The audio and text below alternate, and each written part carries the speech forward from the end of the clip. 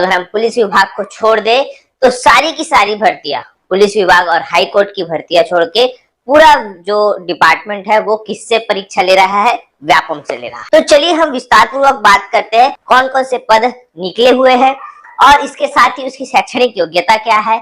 आप लोगों को इसका जानना बहुत ही, सबसे पहले मैं बात करूंगा सहकारिता विभाग। इस सहकारिता विभाग जिसको अपेक्स बैंक बोलते हैं, इसमें 433 पदों पर भर्ती विज्ञापन आया है। अब ये जो है इसमें सबसे पहले 398 पदों पर जो आया उसमें जो है सामान्य स्नातक और पीजीडीसीए यहाँ पे फॉर्म भर सकते थे। ठीक, उसके बाद जो 9 पदों पर जारी हुआ प्रबंधक वाला, उसमें बेसिकली एमबीए वाले जो है वो फॉर्म भर सकते थे। इसके बाद जो 23 पदों पर जारी हुआ वो उसमें बेसिकली अलग अलग फील्ड वाले जो इंजीनियरिंग वाले हैं वो फॉर्म भर सकते हैं, जिसमें कि आपका यहाँ पे उपयंत्री सिविल का भी था। तो अलग अलग जो फील्ड वाले हैं इंजीनियरिंग वाले वो इसमें फॉर्म भर सकते थे। इसके बाद जो ये 3 पद वो जो है कनिष्ठ संवर्ग वाला वो यहाँ पे फॉर्म भर सकते हैं। इस प्रकार से टोटल 433 पदों पर निकला, जिसमें कि ये जो 2 पद है, ये जो 2 पद है 398 और 9 और 23, इन पदों के लिए क्या जारी हो चुका है, आपका ऑनलाइन आवेदन जो है प्रारंभ भी हो चुका है और बंद भी हो चुका है। अभी सिर्फ और सिर्फ ये जो 3 पद है और ये जो 23 पद है इसके लिए ऑनलाइन फॉर्म जारी है। ठीक है, तो ये जो है 4 वहां पे से निकले हुए थे डिपार्टमेंट से और ये अलग अलग है। ठीक है, बिजली विभाग, बिजली विभाग में 429 पदों पर है, इसमें ऑनलाइन फॉर्म डाला जा रहा है। इसमें 5 ब्रांच के जो भर्ती विज्ञापन है वो निकले हुए थे, जिसमें इलेक्ट्रिकल के सबसे ज्यादा पद थे 346, मैकेनिकल के पद थे 2, सिविल के पद थे 24 या 26 और उसके बाद इलेक्ट्रॉनिक्स के वैकेंसी थे। इस प्रकार से 4 जो डिपार्टमेंट है, ब्रांच है इंजीनियरिंग के, उसका भर्ती विज्ञापन जारी किया गया था और उसके लिए ऑनलाइन आवेदन व्यापम की वेबसाइट पे अभी भी चल रही है और जहां तक 14 अक्टूबर तक इसकी अंतिम तारीख है। ठीक, ग्रामीण कृषि विस्तार अधिकारी, ये जो था 305 पदों पर भर्ती विज्ञापन जारी हुआ है। इसके लिए मान्यता प्राप्त कृषि विश्वविद्यालय से कृषि अभियांत्रिकी, उद्यानिकी, जैव प्रौद्योगिकी में स्नातक डिग्री मांगा गया है। ठीक है, इसमें स्नातक डिग्री मांगा गया है ग्रामीण कृषि विस्तार अधिकारी में। ठीक है, इसके लिए ऑनलाइन आवेदन अभी भी चल रहा है। लैब टेक्नीशियन की 260 पदों पर जो है भर्ती निकलेगी, जिसके तहत यहाँ पे अगर हम बात करें 12वीं में जो साइंस वाले हैं, विज्ञान विषय में जो रहेंगे उनके लिए जो है ये पद है। 12वीं में जो साइंस बैकग्राउंड के लोग हैं उनके लिए ये जो है 260 पद रहेगा।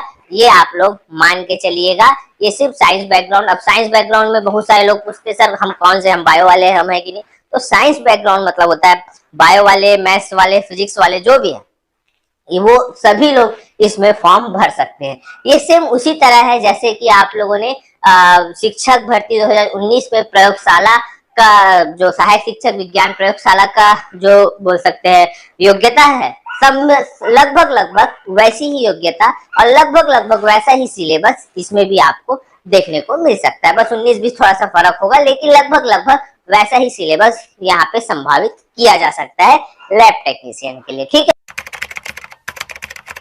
करते हैं हाईकोर्ट भर्ती।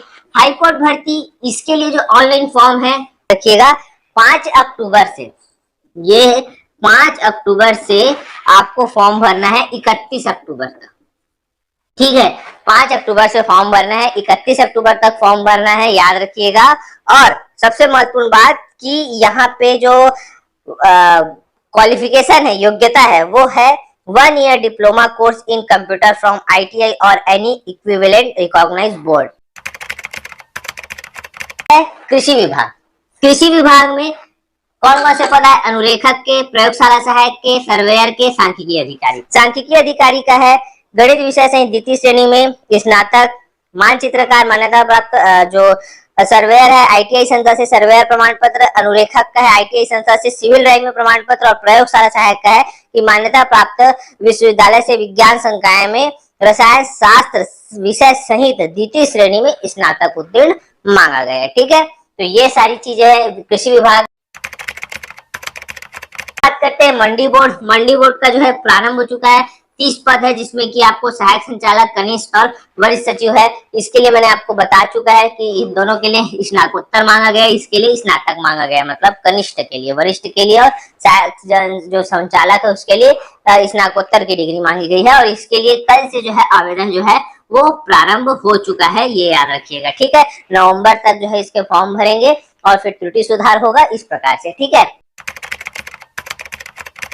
बिजली 785 पदों पर भर्ती विज्ञापन जारी हुआ है।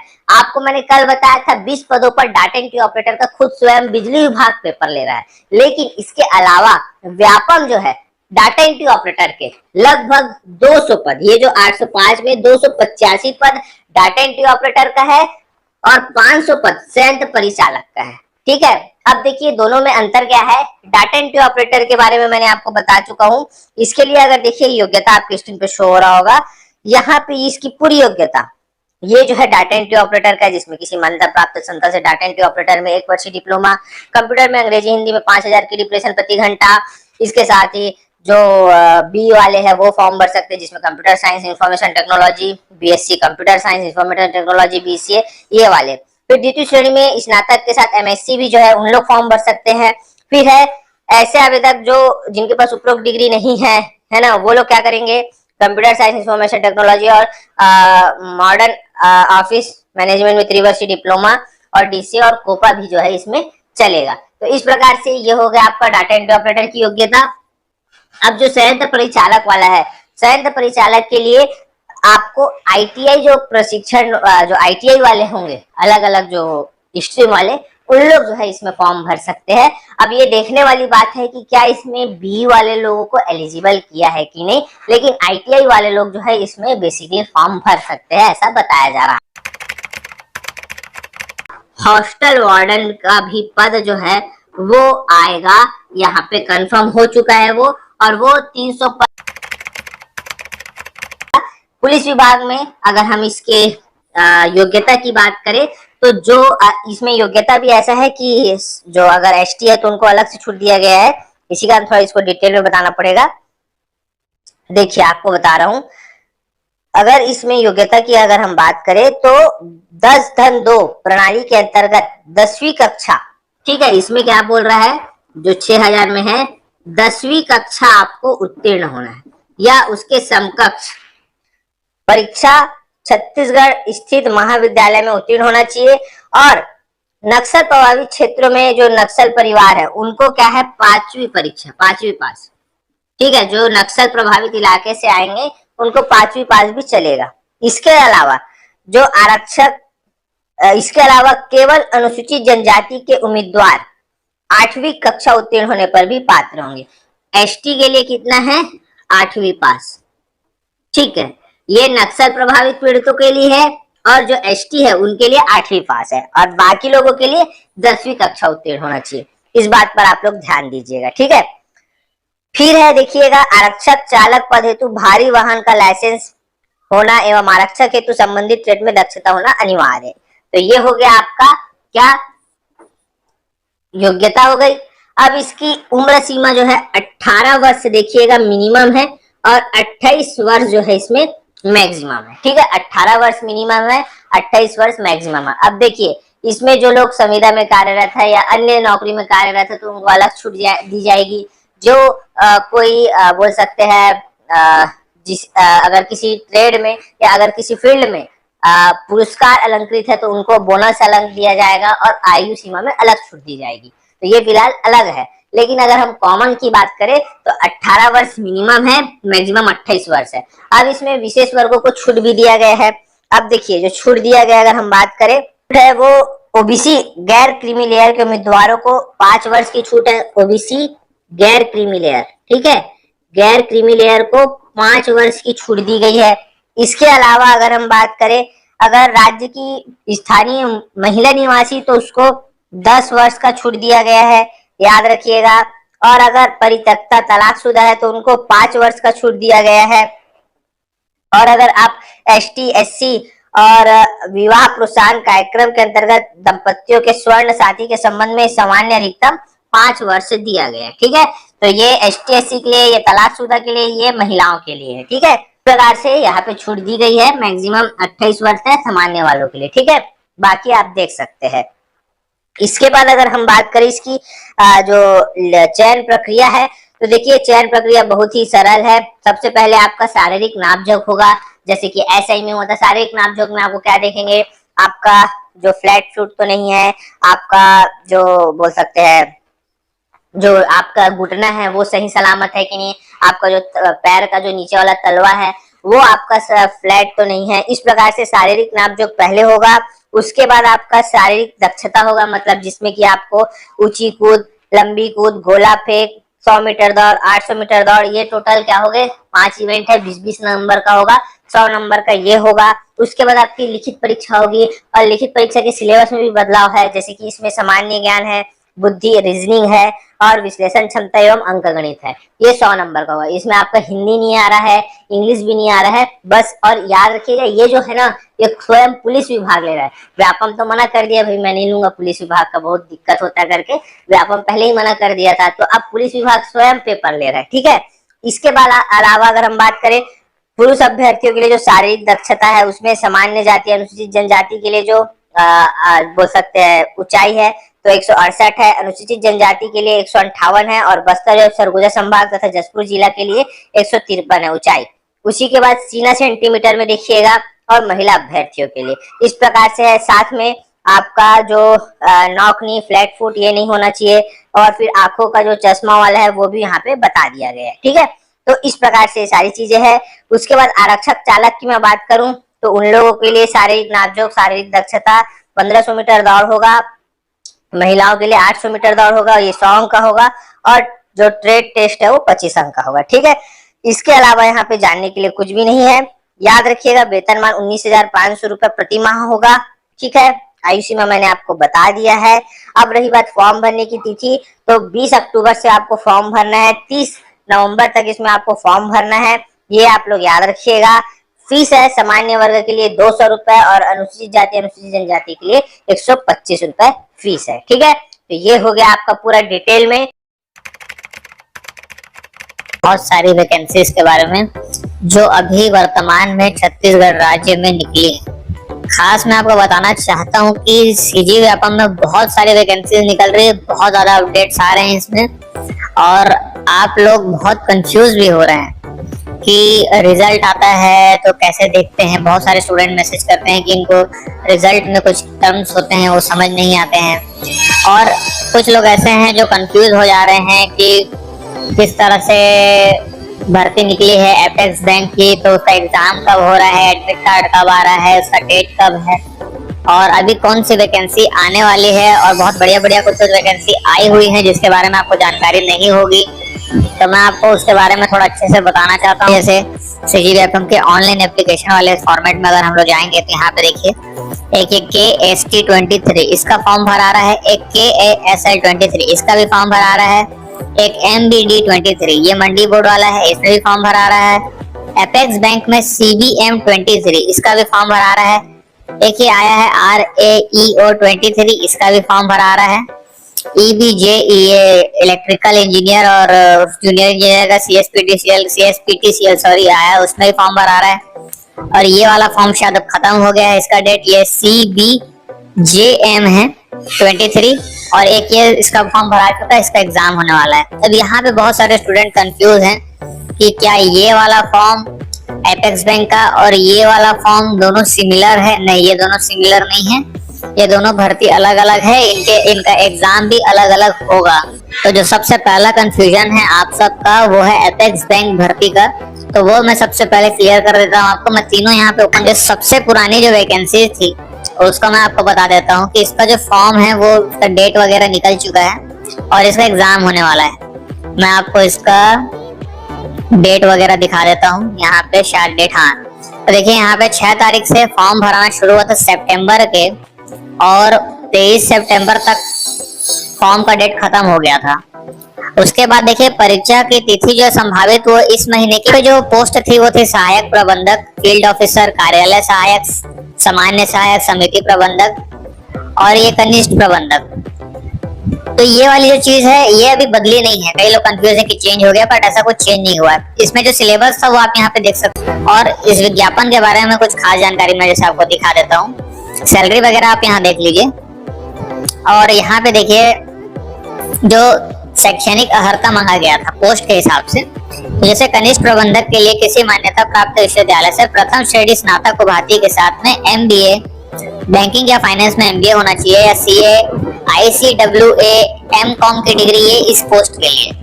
सहायक प्रबंधक जो सबसे नीचे के प्रोसेस में किसी मान्यता प्राप्त विश्वविद्यालय से प्रथम श्रेणी स्नातक उपाधि के साथ MBA बैंकिंग फाइनेंस में CA या ICWA MCOM की डिग्री सेम है इसमें भी, और इसमें भी सेम है जो यहाँ पे देखने को मिल रहा है, और इसमें भी सेम है। तो ये सारी पोस्ट के लिए ये सारी चीजें हैं, ये कॉमन है, और ये जो चीजें हैं 31/8/2023 तक आपके कंप्लीट हो जानी चाहिए। तो ये पोस्ट थी, और ये पोस्ट के लिए आपके लिए शैक्षणिक अर्हता थी, निम्न शैक्षणिक अर्हता ये थी। तो यहाँ पे लिखित परीक्षा वगैरह भी होंगी। इसको आप लोग, बहुत सारे लोग ऐसे हैं जो पढ़े नहीं हैं और बहुत सारे कंफ्यूज हैं, तो ये सब डाउनलोड करके आप जरूर पढ़िए। और उसके बाद सेकंड जो पोस्ट आई थी वो ये आई थी CBJM। यहाँ पे इसकी जो डेट्स वगैरह हैं यहाँ पे हम लोग को देखने को मिल जाएगी। ये वाले में यहाँ पे डेट्स देख लेते हैं। सिलेबस लगभग सेम है, बस थोड़ा सा जो है पोस्ट के हिसाब से अलग अलग है। इसका देखिए 20 तारीख से फॉर्म भरना शुरू हुआ था और 14 तारीख तक भरने के लिए, और इसकी जो परीक्षा है वो 29 तारीख की। तो ये वो परीक्षा नहीं है जो उसमें बताई गई थी, इसकी परीक्षा अलग होगी, 29 तारीख को होगी। इसमें भी कनिष्ठ प्रबंधक हैं, कंस्ट्रक्शन मेंटेनेंस के लिए अलग होंगे, उप प्रबंधक उपयंत्री अलग होंगे, और ये वाला जो है IT प्रोग्रामर, IT विशेषज्ञ, प्रोग्रामर, सहायक प्रोग्रामर, कंप्यूटर विभाग वालों के लिए। यहाँ पे आप देख सकते हैं कनिष्ठ प्रबंधक वगैरह के यहाँ पे जो दिया गया है, जैसे यहाँ पे लिखा है IT प्रोग्रामर वालों के लिए किसी मान्यता प्राप्त विश्वविद्यालय से प्रथम श्रेणी में MCA होना चाहिए, या BE BTech कंप्यूटर में होना चाहिए, कंप्यूटर साइंस वाले होना चाहिए उनके लिए। ये कंस्ट्रक्शन मेंटेनेंस वालों के लिए सिविल इंजीनियरिंग की डिग्री होनी चाहिए, और कृषि वाले लोग के लिए किसी भी एग्रीकल्चर वाले कॉलेज से आप ग्रेजुएट होना चाहिए। और सेम चीज यहाँ पे वही चीज दी हुई है, आप पॉज करके देख लीजिएगा। तो जो इन सब डिग्रीज को अभी रखे हुए हैं वो बड़ी आसानी से आवेदन कर सकते हैं, अभी भी टाइम है, और बहुत अच्छी तरीके से आप इसमें अगर आप परफॉर्म कर लेंगे तो बहुत अच्छी जॉब आपकी लग जाएगी बैंकिंग में। अब इससे अगर हम आगे बढ़ते हैं, आगे जो लास्ट जो ऑप्शन था जो अभी नया नया आया है, जिसमें और ज्यादा कंफ्यूज हो रहे हैं स्टूडेंट की, ये कोई अलग है क्या, या फिर उसी से जोड़ के आगे चेंज करके निकाला गया है क्या? नहीं, तो ये अलग है, एग्जाम का इसका टाइप ही अलग है। इसका मैं आपको दिखा देता हूँ, विज्ञापन भी और इसका डेट भी दिखा देता हूँ मैं। सिलेबस सिमिलर ही है लगभग सभी का। तो इसमें देखिए कनिष्ठ प्रबंधक संवर्ग सेम ही तरीके का है इसमें भी, और इसमें भी वही MBA CA और MCOM की डिग्री वगैरह चाहिए। और मैं आपको डेट्स दिखा देता हूँ। 4 तारीख से फॉर्म भरना शुरू हुआ है इस महीने का, अक्टूबर का, और 5 नवंबर तक रहेगा। और अभी इसके एग्जाम की डेट आई नहीं है, डेट आगे चल के आएगी। तो ये तीनों जो बातें थी वो एपेक्स बैंक की बातें थी। और जो फॉर्म भर चुके हैं जो स्टूडेंट्स हैं, आप लोग कंफ्यूज मत होइए, कुछ दिन में एडमिट कार्ड आ जाएगा। जो पहले वाले भरे थे, जो अभी नए वाले भरना चाहते हैं वो जरूर भर सकते हैं क्वालिफिकेशन। और इसके अलावा आप नए वैकेंसीज की बात करेंगे, एपेक्स बैंक भर्ती के अगर छोड़ देते हैं तो उसके बाद यहाँ पे एक आया था CSPTCL में इलेक्ट्रिकल इलेक्ट्रॉनिक्स वाला, इसके बारे में मैं आपको अपडेट दे देता हूँ। तो यहाँ पे देखिए आपको विभागीय विज्ञापन मिलेगा असिस्टेंट इंजीनियर का, इलेक्ट्रिकल का, सिर्फ इलेक्ट्रिकल में ही असिस्टेंट इंजीनियर का, उसके अलावा जूनियर इंजीनियर का है इलेक्ट्रिकल, मैकेनिकल और सिविल में। और मैं आपको यहाँ पे दोनों का एक बार ओपन करके दिखा देता हूँ कि क्या पोस्ट है, क्या वगैरह इसमें चाहिए। सिलेबस यहाँ पे आप डाउनलोड कर सकते हैं। अब यहाँ पे CSPTCL का एक फॉर्मेट खुल रहा है क्योंकि उसी विभाग से आया हुआ है, व्यापक इसका कंडक्ट कराएगा। इलेक्ट्रिकल में देखिए कुल 52 पोस्ट हैं और बहुत अच्छी सैलरी है इसकी। और यहाँ पे आयु सीमा वगैरह दिया हुआ है, पदों का विवरण दिया हुआ है, और न्यूनतम आप BE BTech BSc इंजीनियरिंग करना होना चाहिए, AMSI वगैरह, AMIE PT DC in electrical and electronics, ये सब अगर आपने किया हुआ है तो आप इसके लिए बहुत आसानी से आवेदन कर सकते हैं। यहाँ पे देखिए बहुत ज्यादा पोस्ट है, यहाँ पे 346 ये है, और ये अलग है, इसमें सिविल के लिए भी है, इलेक्ट्रॉनिक्स के लिए भी है, मैकेनिकल के लिए भी है, इलेक्ट्रिकल के लिए भी है। और इसमें आप यहाँ पे देख सकते हैं जैसे कि इलेक्ट्रिकल के लिए इलेक्ट्रिकल या इलेक्ट्रिकल एंड इलेक्ट्रॉनिक्स या electrical and instrument, station engineering branch में 3 वर्षीय डिप्लोमा भी होगा चलेगा। मैकेनिकल के लिए ये जरूरी है, सिविल के लिए ये जरूरी है, इलेक्ट्रॉनिक्स के लिए ये जरूरी है। डेट मैं आपको इसको बता देता हूँ। 22 तारीख से फॉर्म भराना शुरू है, ज्यादा दिन नहीं हुआ है और इस महीने की 14 तारीख तक भरा है। अभी जो है इसका एग्जाम डेट नहीं आई है बट जल्दी आ जाएगी। तो ये जो है ये भर्ती भी आप यहाँ पे अगर आप सक्षम है तो इसके लिए आवेदन कर सकते हैं। और मैं आपको आगे की जो वैकेंसीज है उसके बारे में बता देता हूँ ताकि वीडियो ज्यादा लंबा ना हो और आपको सारी जानकारी भी मिल जाए। अब देखिए इसके आगे में ये आया है RAEO 23 भर्ती और इसको मैं ओपन कर लेता हूँ और इसको ओपन करके मैं आपको दिखा देता हूँ इसका विज्ञापन और निर्देश। देखिए यहाँ पे जैसे ओपन करेंगे ये वाली भर्ती का जो एग्जाम जो है अभी डेट नहीं आया है और इसका जो फॉर्म भरने का डेट है 29 तारीख पिछले महीने से शुरू हुआ है और इस महीने की 26 तारीख तक फॉर्म भराएगा। अभी बहुत टाइम है फॉर्म भरने के लिए, आप लोग भर सकते हो फॉर्म बड़ी आसानी से। और यहाँ पे इसके लिए क्या क्या मंगा, देखिए पोस्ट बहुत अच्छे हैं, 300 से ऊपर पोस्ट है इसमें। और सबसे बढ़िया बात ये देखिए यहाँ पे ग्रामीण विस्तार अधिकारी के लिए किसी भी मान्यता प्राप्त कृषि विश्वविद्यालय से कृषि या कृषि अभियांत्रिकी उद्यानिकी जैव प्रौद्योगिकी में स्नातक डिग्री होना चाहिए। आपके पास बस एग्रीकल्चर में अगर ग्रेजुएशन की डिग्री है तो आप इसमें आवेदन करने के लिए बहुत आसानी से सक्षम हो। बहुत अच्छी वैकेंसी है, बहुत साल में आती है, इससे पहले 2017 में आई थी, इसके बाद आ रही है। तो सिलेबस मैं आपको दिखा देता हूँ एक बार। एग्रीकल्चर मिल जाएगा, एग्रोनॉमी मिल जाएगा, वाटर मैनेजमेंट मिल जाएगा, एग्रीकल्चर मेट्रोलॉजी, एंट्रोपॉलजी, साइकोलॉजी या फिजियोलॉजी वो मिल जाएगा, एंटोमोलॉजी एंड पैथोलॉजी है। इसके आगे में अगर हम चलेंगे तो एक ये जो है मंडी बोर्ड वाला आया है, इसके बारे में मैं आपको बता देता हूँ। इसका मैं आपको डेट और निर्देश दोनों दिखा देता हूँ।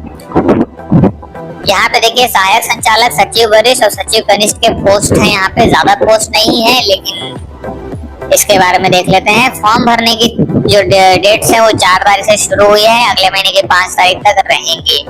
एग्जाम डेट अभी नहीं आई है, एग्जाम डेट इसकी आएगी बाद में। यहाँ पे देखिए सहायक संचालक, सचिव वरिष्ठ और सचिव कनिष्ठ, यहाँ पे सैलरी दी हुई है। यहाँ किसी भी मान्यता प्राप्त विश्वविद्यालय से कृषि, वाणिज्य, विज्ञान, प्रबंध, अर्थशास्त्र में स्नातकोत्तर होना चाहिए आपका, ठीक है। तो ये सारी चीजों में अगर मीनिंग होता है स्नातकोत्तर यानी पोस्ट ग्रेजुएशन आपका होना चाहिए, चाहे आप एग्रीकल्चर में हो, आप वाणिज्य में हो, विज्ञान में हो, प्रबंध में हो या अर्थशास्त्र में हो, आप इसमें आवेदन कर सकते हो। सिलेबस में एक बार आपको दिखा देता हूँ इसका कैसा सिलेबस है। सिलेबस यहाँ पे देखिए, यहाँ पे 1, 2, 3, 4 कुछ तरह के यूनिट है। ये कृषि वालों के लिए अगर होगा तो भारतीय कृषि होना चाहिए, छत्तीसगढ़ का सामान्य ज्ञान भी होना चाहिए, सामान्य ज्ञान, विज्ञान, पर्यावरण प्रौद्योगिकी होगा, भारत एवं छत्तीसगढ़ की समसामयिक घटना इसके बारे में आपके पास में होना चाहिए। बाकी यहाँ पे आप देख सकते हैं जो प्रश्न पत्र के इस भाग में 10 अंक से 10 प्रश्न पूछे जाएंगे, उसमें यहाँ पे दिया हुआ है संख्याओं का वर्ग। ये मेरे ख्याल से मैथ्स की तरह है, बीज गणित वगैरह मैथ्स का है, अनुपात, समानुपात, रेखा एवं कोण। तो ये जो है एक प्रकार से गणित का ही है, जैसे यहाँ पे लिखा हुआ है भाग का गणित और उसके बाद बाकी सारी चीजें यहाँ पे दी गई हैं। तो ये सिलेबस है, बहुत ही इजीली अगर आप प्रिपरेशन करेंगे तो इसको निकाल सकते हैं अगर आप इस फील्ड से हैं तो। अब इसके बाद आगे चलते हैं। ये 2 भर्ती एक साथ आई है, दोनों के बारे में मैं बता देता हूँ। यहाँ एक ओपन कर लेते हैं, यहाँ एक ओपन कर लेते हैं। तो सबसे पहले जो मैं बता रहा हूँ आपको ये है, दोनों को मैं वर्क करता हूँ, कंफ्यूजन है, एक बार बता देते हैं। ये ASL 23 का बता देता हूँ पहले आपको। तो यहाँ पे देखिए, यहाँ पे निर्देश खोल लेते हैं, ये खोल लेते हैं और सिलेबस 2 प्रकार का बाद में खोलेंगे। सबसे पहले देखिए यहाँ पे क्या क्या पोस्ट है। सहायक सांख्यिकी अधिकारी, सर्वेयर, प्रयोगशाला सहायक, अनुरेख। यहाँ पे पोस्ट है महायोग, आप देख सकते हैं कितने सारे हैं। और यहाँ पे अगर देखा जाए कितनी शैक्षणिक इसकी वो है हरताएं हैं तो देखते हैं। यहाँ पे सहायक सांख्यिकी अधिकारी के मान्यता प्राप्त विश्वविद्यालय से गणित विषय सहित द्वितीय श्रेणी में स्नातक उपाधि उत्तीर्ण होना चाहिए अगर गणित वाले हैं, या फिर सांख्यिकी में स्नातकोत्तर या मान्यता प्राप्त विश्वविद्यालय से कृषि सांख्यिकी, कृषि और गणित वालों के लिए है। ये वाले में क्या है, मंडल से हायर सेकेंडरी 10th 12th पास होना चाहिए और ITI होना चाहिए। इसमें भी 10th 12th पास और ड्राइंग में प्रमाण पत्र होना चाहिए अनुरेखक का। और इसमें देखिए विज्ञान संकाय में रसायन शास्त्र में विषय सहित द्वितीय श्रेणी में स्नातक होना चाहिए। डेट इसकी 6 तारीख से फॉर्म भरना शुरू हुआ है और इस महीने की 29 तारीख तक फॉर्म भराएगा और इसका भी एग्जाम डेट नहीं आया है, जल्द ही आ जाएगा। इसके अलावा यहाँ पे एक सिलेबस मैं आपको एक बार दिखा देता हूँ क्या है, दोनों का अलग अलग सिलेबस यहाँ पे दिखा रहा है। जनरल एप्टीट्यूड नॉर्मली होता है, मैथमेटिक्स, जनरल स्टैटिस्टिक्स आपको पास होना चाहिए, स्टैटिस्टिक्स होना चाहिए, ऑफिसर स्टैटिस्टिक्स ये उसके लिए है, मेरे ख्याल से सांख्यिकी के लिए है। और ये लेबोरेटरी असिस्टेंट का है, इसमें लेबोरेटरी असिस्टेंट का आपके पास ये सारी चीजें होनी चाहिए, तो आप इसमें से फिर इसकी तैयारी कर सकते हो। अब इसमें देख लेते हैं कि ST23 में विज्ञापन का सर्वर लग रहा है, थोड़ा सा दिक्कत कर रहा है लेकिन खुल गया। यहाँ पे अपन ओपन कर लेते हैं विज्ञापन, निर्देश और सिलेबस देखेंगे बाद में। सिमिलर तरीके का है, यहाँ पे आपको देखने को मिल सकता है, और जो सिलेबस है वो भी सिमिलर तरीके का है, और सिलेबस के साथ में सिलेबस बोल रहा हूँ, ये शैक्षणिक अर्हता भी सेम तरीके का है और डेट भी सेम ही है। सिलेबस में देखना चाहता हूँ एक बार कि दोनों का अलग अलग है क्या। तो सिलेबस यहाँ पे सर्वेयर के लिए जैसे था, सर्वेयर के लिए इसमें अलग है, यहाँ पे सर्वेयर के लिए ये सारी चीजें होनी चाहिए, और अनुरेखक के लिए ये सारी चीजें आपके पास में होनी चाहिए। तो ये, और मैं आपको दिखा देता हूँ, ये है छात्रावास अधीक्षक का नोटिस, आप एक बार नोटिस देख लीजिए। ये देखिए, सीधी भर्ती हेतु विज्ञापन, सीधी भर्ती है, 300 पोस्ट है, और इसमें देखिएगा बहुत सारे लोग अप्लाई